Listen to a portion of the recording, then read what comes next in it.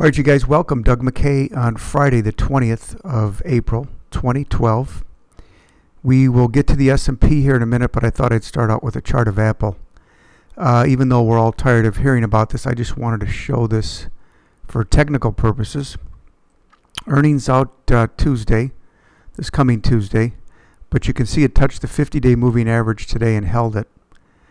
And then everything's easy in hindsight, but back here we were talking about at some point this gap being filled. So that gap has been filled. So we'll see. But until we get above 620 or it gets above 620, you're still looking at a bearish pattern, potentially head and shoulders bearish pattern. But we've also put in a series of lows here. So we have 3 thrusts down, 1 thrust, 2 thrusts, 3 thrusts with a third low.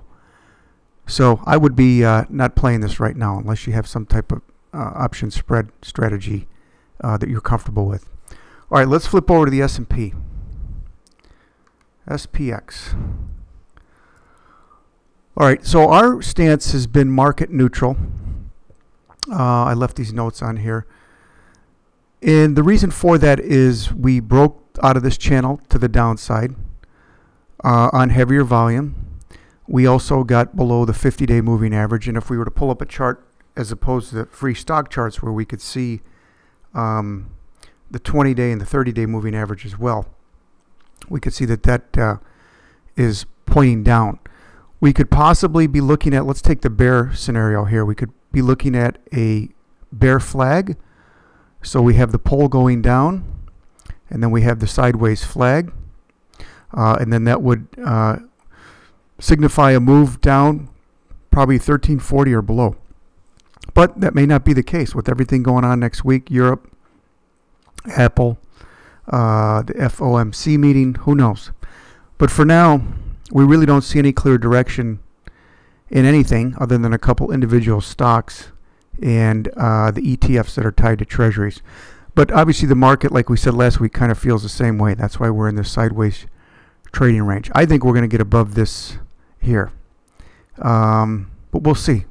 What I think and what's going to happen could be two different things. But as it stands right now, we're market neutral, which is cash. And I'm sure that will change to some degree next week based on the moves. Let's take a look at, gold, same old thing. Down. Trend is down. And, until we clear resistance, maybe above 164, I would probably stay out of it on the long side. That is, you can see as prices move down, so has the 50-day moving average. I think we were looking at 166 a couple weeks ago. But above 164, I would like it, maybe with a stop around 158. Oil is down. We have really yet to close above any of this supply here, but maybe next week we will. And maybe we'll get long some individual oil stocks on a bounce. Let's take a look at our usual IEF long treasuries. Looks great, right? Especially if we were to get above this 106, we're not too far away from that. As we had mentioned, percentage-wise, we never did take the bait on TBT, thankfully, which was shorting the 20-year.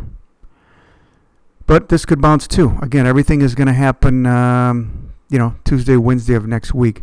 So my concern here, getting long treasuries, would be the downside gap that we mentioned last week. We, like any other gap, and that's why we started out with Apple today. We think at some point that will be filled. Let's take a look at financials, XLF. So today we're just kind of going through pattern recognition. We have the overall trend as neutral for the second week in a row. For us, that means cash. Same thing here with the financials. Some are working, some aren't. Just holding the 50-day today. I'd want to see this hold 15 on the XLF. I would not get long unless we got above basically this 1555, 1560 area. Let's take a look at semis. I think they got hammered today. There's the SMH, down 1.73%.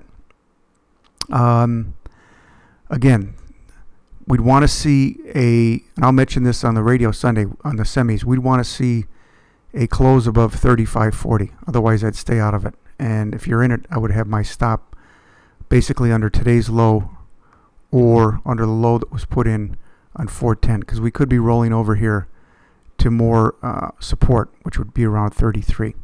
Let's take a look at the transports, then we'll go to the Russell. Same thing here, no clear direction, sideways action. Nice above 95.20, this area of resistance here. But right now, very unclear. Very unclear. So again, this remains, for the second week in a row, a trader's market. Let's take a look at Berkshire, the B shares. Down below the 50-day moving average. Came back up. See this little gap here? We filled that gap, or it filled the gap. And then down again. So very unclear. Let's take a look at the gold miners. I think those are kind of sideways and down. Same thing here. Let's open this up to a weekly chart on the miners. You can see their support pretty much right where we're at. But boy, all of this certainly looks down to me.